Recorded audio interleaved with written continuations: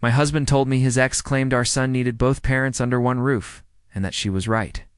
He then packed his bags to move in with her while I was 7 months pregnant.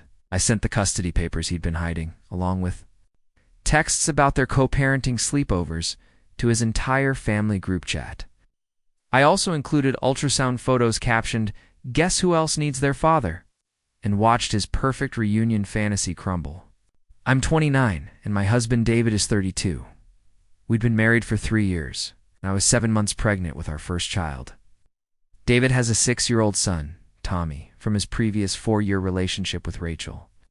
Their breakup when Tommy was 2 was messy, with Rachel moving 3 hours away and making visitation difficult. When David and I started dating, he only saw Tommy every other weekend due to the distance and Rachel's constant scheduling conflicts. She'd cancel last minute, refused to meet halfway, and generally made co-parenting a nightmare. David was heartbroken, and I saw how much it wore on him. About 2 years into our relationship, Rachel moved back to our city, claiming she wanted Tommy to have more stability and a better relationship with his father. I was actually happy, seeing how much David missed his son. I'd met Tommy a few times. He seemed like a sweet kid who adored his dad. Increased visitation went well initially. Tommy started staying with us every other weekend, and one night during the week I enjoyed getting to know him, and David was happier than ever. We even started talking about having our own kids, imagining Tommy as a big brother. That's exactly what happened. I got pregnant about 8 months ago, and we were both thrilled. David immediately talked about Tommy being a big brother, and how we'd rearrange the house for a nursery, ensuring Tommy still felt comfortable. The problems began around my second trimester, when Rachel started making comments about our expanding family. At first, they seemed harmless, just casual observations. But gradually, her remarks grew more pointed and manipulative. She questioned if David would have enough time for Tommy once the baby arrived, suggesting Tommy might feel replaced. When David reassured her, she'd retort, "That's what all fathers say." By my 5th month, Rachel's manipulation escalated. She started calling David frequently with emergencies that required him to come over immediately. Tommy would suddenly be sick or upset, needing his father right away. These incidents always seemed to coincide with our date nights or quiet time together. David felt torn, but I could see Rachel orchestrating these situations. When I gently pointed this out, David became defensive, claiming I didn't understand co-parenting complexities and that Tommy had to come first. The situation reached a breaking point 3 weeks ago. David had been distant and stressed, taking more calls from Rachel and spending longer at her place for pickups and drop-offs. He claimed they were discussing Tommy's school year and custody schedules. That's when I discovered David had been lying. I found text messages revealing they were having co-parenting sleepovers, where David would stay after putting Tommy to bed to discuss parenting and give Tommy the stability of having both parents under one roof. The texts made it clear these weren't innocent co-parenting sessions. Rachel was using their time to convince David that Tommy needed them to be a family again, and that my pregnancy was actually harmful to Tommy's emotional well-being because it meant his father's attention would be divided. She told David that research showed children from broken homes suffer lasting psychological damage, and the only way to prevent this was to restore Tommy's original family unit.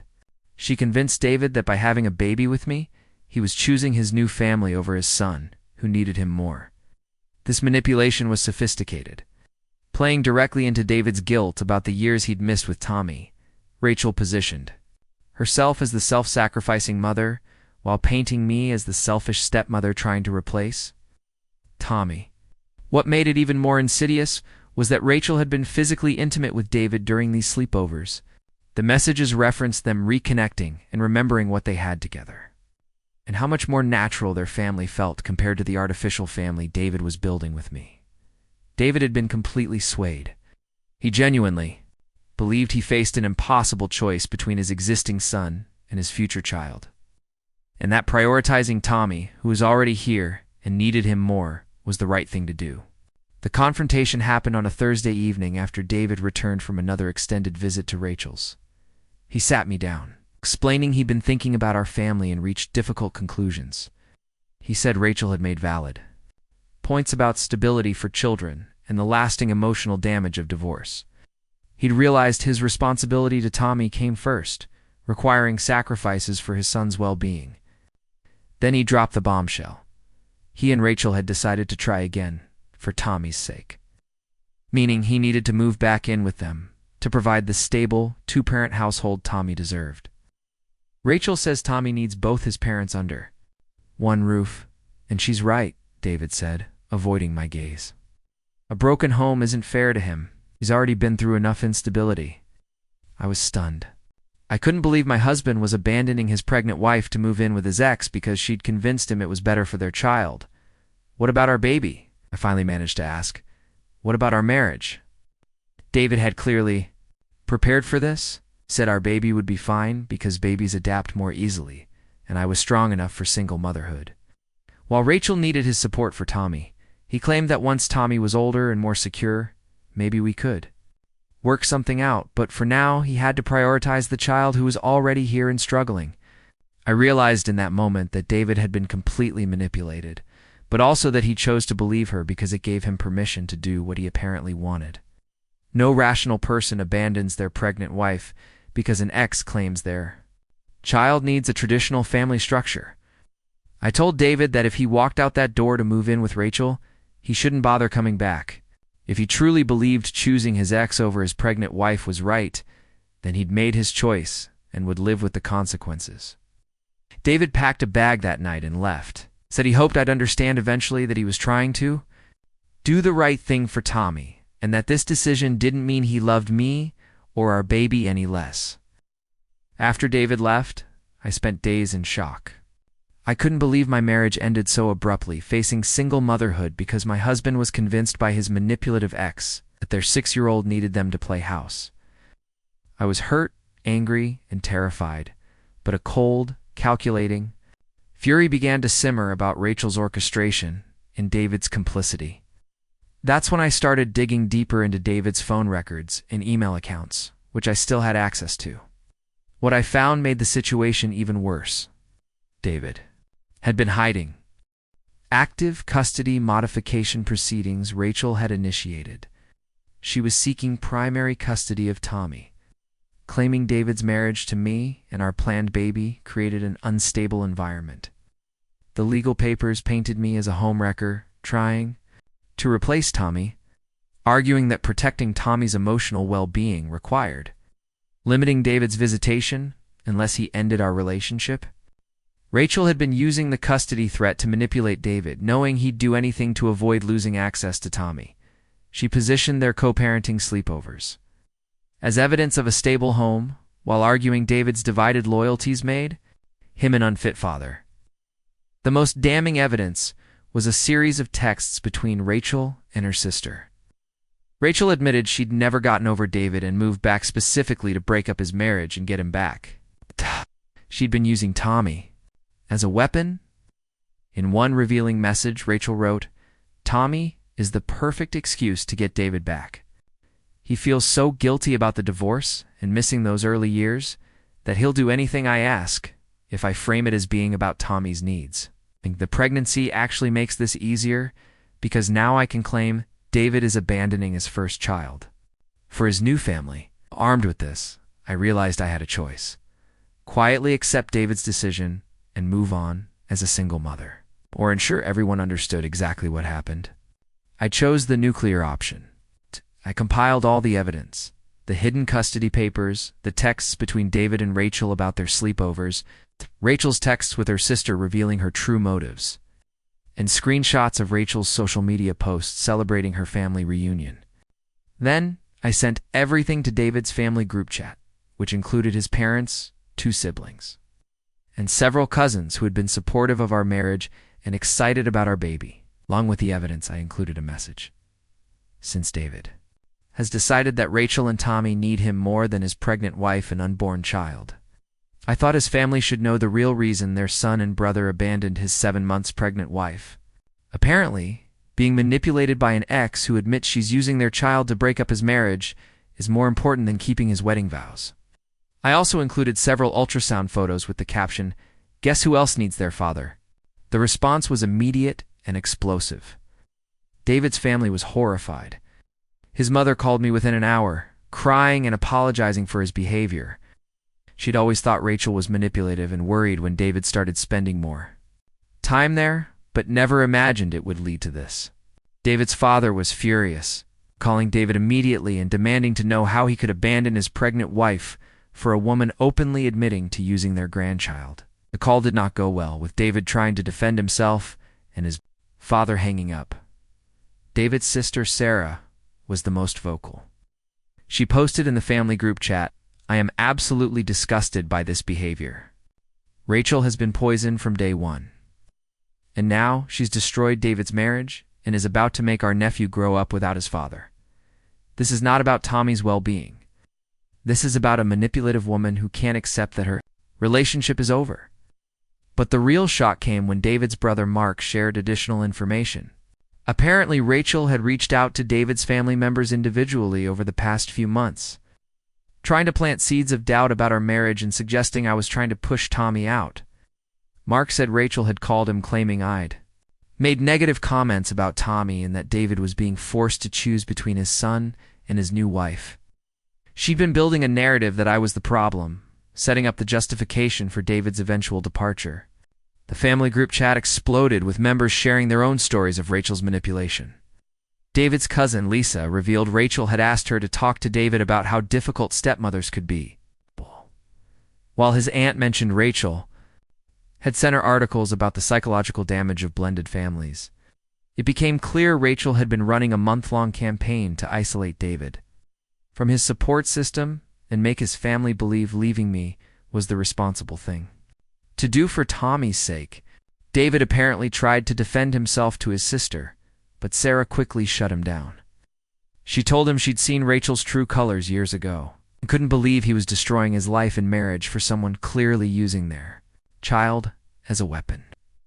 The family pressure was intense, but what really got to David was when his own mother told him she was ashamed of his behavior and wouldn't support his decision to abandon his pregnant wife. She said if he wanted to throw away his marriage for Rachel's manipulation, that was his choice, but he shouldn't expect his family to pretend it was acceptable. Within 48 hours, David was getting calls from family, friends, and even coworkers who'd heard about the situation. Our small community was talking, and David was discovering that most people saw his decision for what it really was: a man abandoning his pregnant wife because his manipulative ex convinced him to choose her over his marriage. David tried to call me several times, but I didn't answer. I wasn't ready for his explanations. I suspected he was only reaching out due to family pressure, not genuine realization.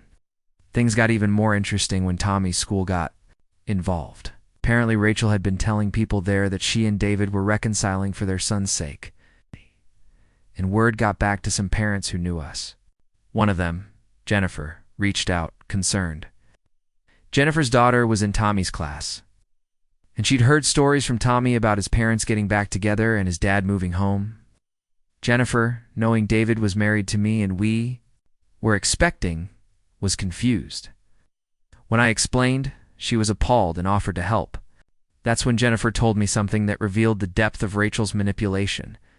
Tommy had been telling classmates his new baby brother or sister wasn't going to live with them because stepbabies don't count as real family, and that his mom and dad were getting back together because kids need their real parents. It was clear Rachel had been poisoning Tommy against our unborn child and feeding him inappropriate information about adult relationships. 6-year-old should never carry the burden of his parents' drama or be taught that half-siblings aren't real family. Jennifer, who worked in family services, told me Rachel's actions could be considered parental alienation and emotional abuse. She suggested I document everything and contact a family law attorney, as Rachel's behavior was potentially harmful to Tommy and destructive to my marriage. That's exactly what I did. I contacted a family lawyer and shared all the evidence. The lawyer was shocked by the extent of Rachel's manipulation and told me I had grounds for several legal actions, including harassment against Rachel and potentially a custody modification addressing her use of Tommy as a manipulation tool. But before I could decide how to proceed legally, David finally showed up at my door. He looked terrible, like he hadn't slept in days, and asked if we could talk. Against my better judgment, I let him in. David told me the past few days had been a nightmare. His family was furious, coworkers were asking uncomfortable questions, and he was starting to realize Rachel hadn't been completely honest about her motivations. He said that once he moved in with Rachel, her behavior changed dramatically. Instead of focusing on Tommy's needs, she was more interested in playing house and planning their future. She'd pressured him to file for divorce immediately so they could remarry. And when he hesitated, she threatened to limit his access to Tommy. David was starting to see Rachel had manipulated him into leaving me, but he felt trapped because she now controlled his relationship with his son. He was afraid. If he tried to leave her again, she would disappear with Tommy, and he'd lose his child forever. I felt a moment of sympathy, seeing how thoroughly Rachel had manipulated him, but my sympathy was limited. David had made his choice, abandoning his pregnant wife and unborn child based on the word of a woman with a clear agenda. I told David I understood he'd been manipulated, but that didn't change the fact that he'd chosen to believe Rachel's lies rather than trust his own wife. I said he'd shown me his true priorities. I couldn't build a marriage with someone who would abandon me during pregnancy because his ex-girlfriend demanded it. David begged for another chance. He said he would leave Rachel immediately and fight for custody of Tommy through legal channels, promising never to let anyone come between us again. He claimed he'd learned his lesson about protecting our marriage, but I'd already made my decision. I told David I would be filing for divorce and he could have the relationship he chose with Rachel. I said our child would know they had a father who chose his ex-girlfriend over his family. God. But I wouldn't raise my baby in a household where I had to compete with a manipulative ex for my husband's loyalty. David's attempt to return to Rachel didn't go as planned. Once Rachel realized David's family wouldn't support their reunion, and the community largely sided with me, she started to panic about her plan's long-term viability. Rachel had counted on David's departure being seen as a noble sacrifice for his son. Instead, most saw it as a man abandoning his pregnant wife for his manipulative ex, and Rachel bore much of the blame. The final blow came when Tommy's school counselor called Rachel in for a meeting about concerning things Tommy had been saying. Tommy had been telling other children his parents were getting back together because his dad's fake wife was going away, that his new sibling didn't matter because they weren't his real family, the counselor explained. Tommy was showing signs of emotional distress and confusion, and that involving him in adult relationship drama was harmful. She recommended family counseling and suggested Tommy needed clear, appropriate explanations not to be used as justification for his parents' romantic decisions. This meeting apparently triggered something in David. He finally started to see how Rachel had been using Tommy as a weapon, rather than genuinely caring for his well-being. A child secure in his family doesn't talk about fake wives in real families. David realized Rachel had been teaching Tommy to see our marriage and our baby as threats, not extensions of his family. David came to see me again, this time with a completely different energy. He wasn't making excuses. Instead, he took full responsibility for allowing himself to be manipulated and for abandoning his pregnant wife and unborn child. He told me he was moving out of Rachel's immediately and would fight for appropriate custody through the legal system, rather than giving in to her emotional manipulation. I understood if I couldn't forgive him, but wanted to be a father to our child. Regardless of our marriage, David also revealed Rachel had been lying about the custody modification proceedings. She hadn't actually filed anything legal. She'd used fake legal documents to convince David he was about to lose Tommy unless he returned to her. The custody. The threat that had driven him to leave me was completely fabricated. This revelation showed me just how sophisticated Rachel's manipulation had been. She'd created an entire false narrative about legal proceedings and Tommy's emotional needs, to pressure David into a choice that served her agenda, not anyone's well-being. But even with this new information, I wasn't ready to forgive David or rebuild our marriage. The damage was done. I'd learned something fundamental about David's character when pressured. He'd chosen to believe his manipulative ex over his pregnant wife, willing to abandon his family based on fabricated concerns, rather than having honest conversations. I followed through with the divorce. David didn't contest anything and agreed to a custody arrangement giving him regular visitation with our daughter when she was born. He also agreed to substantial child support and to cover all medical expenses related to the pregnancy and delivery. David permanently left Rachel after discovering the extent of her manipulation and is now fighting for a modified custody arrangement with Tommy that includes provisions addressing parental alienation. Rachel's attempt to use Tommy as a manipulation tool backfired when the family court system became involved and started examining her behavior. I gave birth to a healthy baby girl 3 months ago. David has been a good father to her during his visitation, and he's been respectful of my boundaries. He's also attending counseling to understand how he allowed himself to be manipulated. Rachel's manipulation ultimately cost her the control she sought. David now has a court-ordered custody arrangement protecting him from her interference. Tommy is receiving counseling to understand his family dynamics in a healthier way. Rachel's reputation in our community was severely damaged, and she's struggling with the consequences. As for me, I'm focusing on raising my daughter and building a life free from the drama and manipulation that characterized the end of my marriage. I learned I'm stronger than I thought, and that sometimes the most loving thing is to refuse unacceptable behavior, even from those you love. The experience taught me that manipulation often exploits genuine desires to do the right thing, and what looks like a moral choice can be emotional manipulation, serving someone else's agenda. David genuinely wanted to be a good father to Tommy, and Rachel used that desire to destroy our marriage and nearly destroy David's relationship with both his children. Grateful I had the strength to expose Rachel's manipulation and refuse to accept David's decision to abandon our family. Sometimes, the most powerful thing you can do when someone tries to manipulate you is to ensure everyone else sees what's really happening. The truth protects itself when brought into the light.